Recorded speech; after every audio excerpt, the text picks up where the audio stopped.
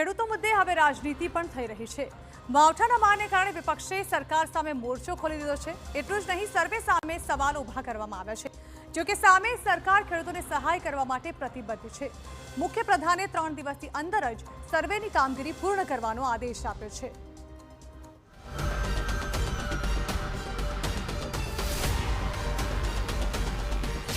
માવઠાનો સૌથી ભીષણ પ્રહાર।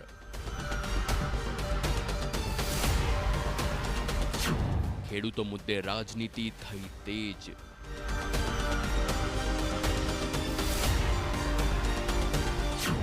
વિપક્ષે ખોલ્યો સરકાર સામે મોરચો।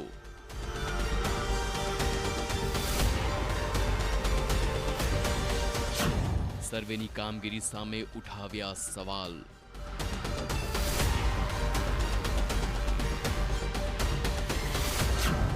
રાજ્યમાં માવઠાના કારણે ખેડૂતોને ખૂબ જ નુકસાન થયું છે। અનેક જિલ્લાઓમાં કમોસમી વરસાદ વરસ્યો, જેના કારણે ખેડૂતોનો પાક સાફ થઈ ગયો। ત્યારે હવે ખેડૂતોના મુદ્દે રાજકારણમાં ગરમાવો આવ્યો છે। વિપક્ષે સર્વેની કામગીરી સામે સવાલો ઊભા કર્યા, સાથે જ ખેડૂતોનું સંપૂર્ણ ધિરાણ માફ કરવાની પણ માંગ કરી છે।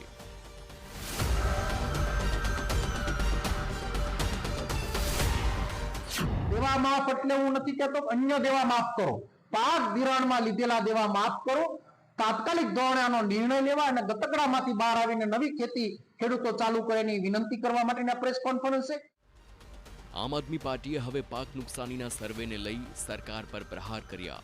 કમોસમી વરસાદથી ખેડૂતોને પારાવાર નુકસાન થયું છે, ત્યારે સરકારે તત્કાળ ખેડૂતોને સહાય આપવી જોઈએ તેવી માંગ આમ આદમી પાર્ટીએ કરી છે।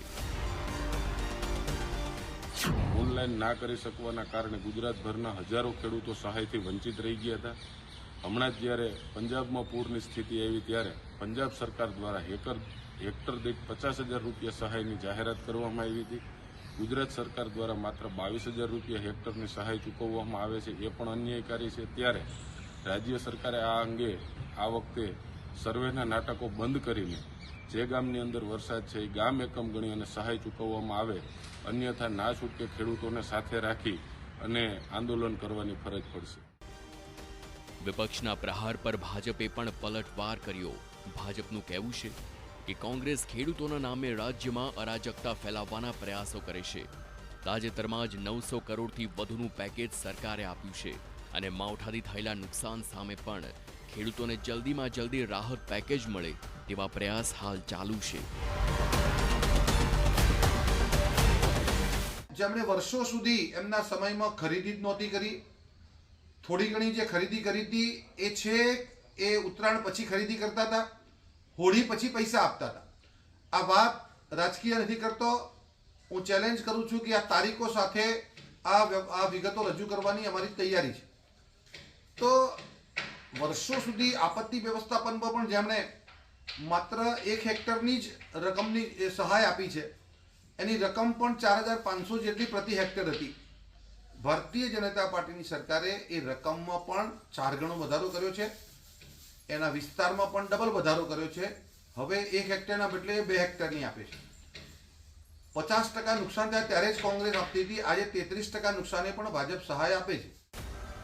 તો આ તરફ સુરત જિલ્લાના માવઠાથી નુકસાનગ્રસ્ત વિસ્તારોની નાયબ મુખ્યપ્રધાન હર્ષ સંઘવીએ મુલાકાત લીધી છે। હર્ષ સંઘવી સુરતના સેલુટ ગામે પહોંચ્યા, જ્યાં તેઓએ ખેતરોમાં ઉભેલા ડાંગરના પાકની નુકસાનીનું નિરીક્ષણ કર્યું। અસરગ્રસ્ત ખેડૂતો સાથે નાયબ મુખ્યપ્રધાને સંવાદ કર્યો અને ખેડૂતોના પાકને થયેલા નુકસાનની સમીક્ષા કરી। હર્ષ સંઘવીએ કહ્યું, સરકાર ખેડૂતોની સાથે છે અને ટૂંક સમયમાં જ ખેડૂતોના હિતમાં નિર્ણય લેવાશે।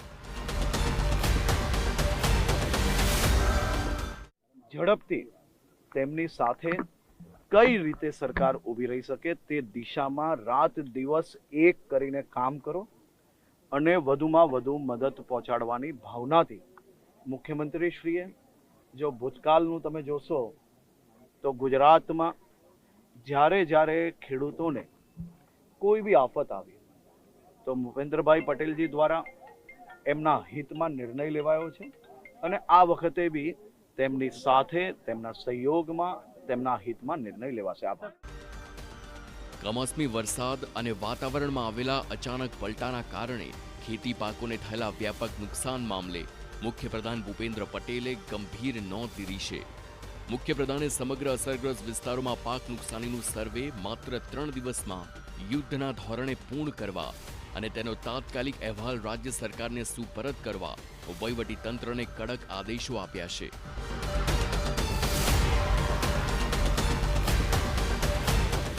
મુખ્યપ્રધાને અસાધારણ સંજોગોને ધ્યાનમાં રાખી ખાસ સંવેદના દાખવીને ચીફ સેક્રેટરી, કૃષિ અને ખેડૂત કલ્યાણ વિભાગના અધિક મુખ્ય સચિવને આ સમગ્ર કામગીરીનું નિરીક્ષણ કરવા સૂચના આપી છે. તેમણે તમામ જિલ્લા કલેક્ટરો, જિલ્લા વિકાસ અધિકારીઓ અને જિલ્લા ખેતીવાડી અધિકારીઓને તાત્કાલિક અસરથી સર્વેની કામગીરી શરૂ કરવા જણાવ્યું છે, જેથી ખેડૂતોને સહયોગ કરવામાં વિલંબ ન થાય.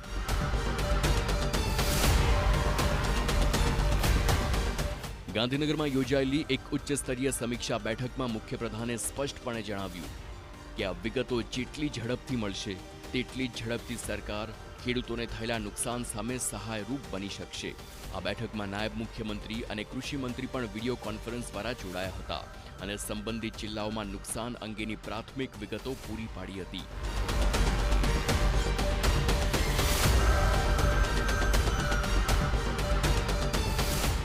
મહત્વનું છે, રાજ્યમાં છેલ્લા 2 દાયકામાં આવો તીવ્ર કમોસમી વરસાદ નોંધાયો નથી.